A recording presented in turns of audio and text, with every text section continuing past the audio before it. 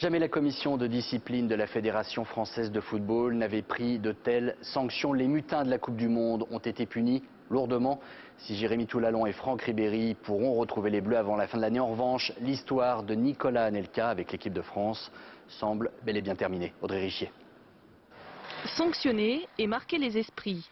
La commission de discipline n'a pas voulu minimiser ce qui restera longtemps l'un des pires épisodes du football français. Mais au-delà des suspensions, la réunion d'hier a permis d'éclaircir un peu le déroulement des faits en Afrique du Sud. Sur l'affaire des insultes proférées par Nicolas Anelka à l'égard de Raymond Domenech, tous les membres de l'équipe de France présents hier ont affirmé que les propos de l'attaquant français étaient moins violents que ceux rapportés dans le journal L'Équipe. Alors qu'il a écopé de 18 matchs de suspension en équipe de France, Nicolas Anelka réagit ce matin dans les colonnes du journal France Soir. Pour moi, toute cette histoire de commission de je ne sais quoi est une aberration, une mascarade pour ne pas perdre la face. Ce sont de vrais clowns, ces gens. Je suis mort de rire. Du côté des 3 autres joueurs suspendus, c'est plutôt profil bas, même si Franck Ribéry parle d'incompréhension. Dans le monde du football, des voix s'élèvent pour critiquer l'absence de sanctions à l'égard des dirigeants de la fédération.